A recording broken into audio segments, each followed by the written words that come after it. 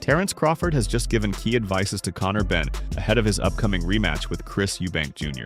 On the other hand, Carl Froch also advised Conor Benn to stay calm on the outside, use little feints and jabs, and save his energy for the right moment. I'd like to see you calm it down a little bit. Yeah. Just on the outside, just the movement, just steady down. That's boring though, Carl. No. On the outside, man, you don't want to be chucking energy away and burning down the bar. Think of it. It's boring. No, it's not boring, because then you get in range and make it exciting. I'm talking about technically on the outside, and I'm not telling Tony Sims how to do his job, but just calm me down a little bit on the outside. Little feints, little jabs, little movements, just little shows. Have a look at this, trigger him, and then have a fight with him. Yeah. Don't burn anything. Waste 12 rounds, man. He's tough. One thing about him he's inherited from his dad is a toughness. Yeah. I don't think he's a massive bang on me. I've done a lot of sparring with Chris Eubank. Moreover, Eddie Hearn said he respects Jr. and both fighters for their effort in the first fight and confirmed they will meet on November 15th at Tottenham Hotspur Stadium for a rematch. I have to give, despite our differences, I have to give Junior respect, because he went to some deep places that night. Both of them did. And they're choosing to run it back and go to the same places where they will definitely be going in this fight. So, the first fight date, which was September 20th, didn't get off the ground because, Eubank physically said he wasn't ready for that fight. So we're here now, November 15th, back at Tottenham Hotspur Stadium, and back for another thriller. Furthermore, Conor Benn's team believes he will remain calm and focused for the rematch with Chris Eubank Jr., confident from his middleweight experience and aware that Eubank cannot hurt him. And I don't believe it'll go out the window on the next fight. I believe that he'll be there calm, and he'll be there to do a job on Chris Eubank Jr. the next time. And he knows Chris can't hurt him. He wasn't hurt at any time in the fight. And he, as I say, he's boxed up at middleweight now, so he knows what that feels like. And I believe the next time around it'll be a different fight. However, Terence Crawford advised Benn to get stronger, close the distance, and combine patience with power, staying composed outside and striking decisively at the right moments.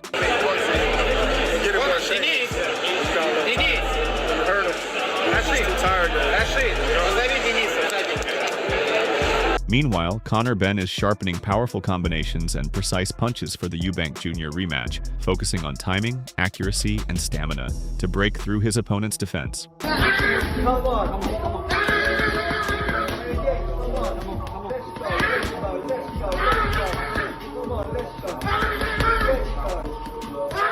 Conor Benn also feels more confident than ever, ready for Eubank's best shots, noting the first fight was strong from Eubank, but age may work against him, while Benn aims for world titles at 147 pounds. Rematch has just been announced. Yeah. Fucking, I'll tell you what, I'm looking forward to it. Do you know what? I know there's a lot of people saying, had a lot of hate before about the fight. There's always going to be haters. There's always going to be people saying, don't do this, can't do that. Everyone's got a voice these days. It really is. If the fight hadn't happened, it wouldn't deliver the classic it's delivered. Do you know what I mean? It's the entertainment business. I don't know why so many people, especially British media, were going, can't do this, can't do that, shouldn't do this, shouldn't do that. It's the entertainment business. Yeah. And it made sense, and it's going to make sense again. And do you know what? I'm going to deliver again, except this time come home with a W. That's the only difference this time round. More confident than ever, and I can take his best shots. That weren't the best me in there. Safe to say that was the best Chris. It was a quality performance, and yeah, it was the best Chris. And Chris ain't going to get any better because of his age, because I know what it's like to be around that age bracket. It's hard to get up, it's hard to motivate yourself. But you've got the opportunity to, at your age, what, you're 28 years old? 28, yeah. You've got the opportunity to go down the route of sort of real professional world boxing titles in, what would you do, 147? Definitely 147. I'm about 150. I'm about 157 now. Moreover, Chris Eubank Jr. responded with brutal shots of his own in the rematch against Conor Benn, landing heavy punches that tested Benn's defense. His power and accuracy kept the pressure on, making the fight intense and unpredictable.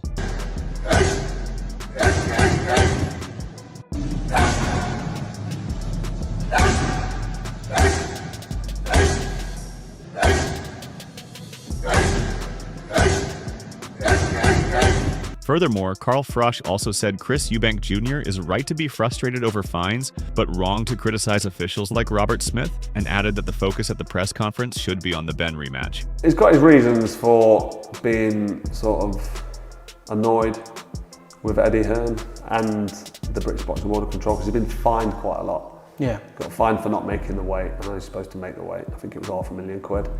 But the Border Control do a fantastic job, and they're there for the safety of the fighters. And I personally know Robert Smith, and he does a great job. So for him to slag off Robert Smith, I think that's a mistake, and one that he'll probably regret. I ain't got a problem with him calling out Eddie Hearn. Eddie Hearn should sit there and keep his mouth shut. Yeah. I don't think he should be speaking. And I know he tried to say, I was going to say something about Ricky Hatton, but that, in terms of that press conference and in that setting, it's irrelevant because they're talking about the fight. They're there to promote the Eubank Benn rematch. Peter Fury said Conor Benn can do more in the rematch and will learn from the first fight, while Chris Eubank Jr. looked drained, making the weight last time. He called the fight 50-50 and emphasized that Benn needs to box smartly, using skill and movement to set up big shots rather than rushing in recklessly. No, I don't know. I think Benn can do more, and he's going to learn from it, the first one. So, and Eubank looked drained at that weight. I'm surprised he's gone in again for the same weight, same rules, because you could see he looked like he was struggling to get to that weight, and it showed in there at times. So I think it's a 50-50. You know, Ben's in with a better chance this time than the first time. Ben said he's going to box more in the second fight. Is that the game plan you would deploy, or? Yeah, you've got to box. Look, it's called boxing for a reason. You know, you've got to box. When you're looking for big shots and take somebody's head off, somebody will pick you apart. You know, this is skill set in there. At this level, you've got to box your way in. Liam Smith said he expects Conor Benn to be more active in the rematch and believes Chris Eubank Jr. is showing signs of aging. He added that the first fight likely added wear and tear for Eubank and thinks Benn has a real chance in the next bout. If it's the same stipulations in terms of weight, rehydration clause, I'm seeing a lot of people think that could tip the scales in Conor's favour as Chris gets older, tighter at the weight. What's your read on it? Regardless of the weight, I think I bring Conor into the fight more next time regardless. I think Chris is getting older and starting to look older, and I think that fight won't have done him any favours. I think that'll have put even more miles on the clock with Chris. Seeing Chris training with knee braces on, elbow braces, stuff like that.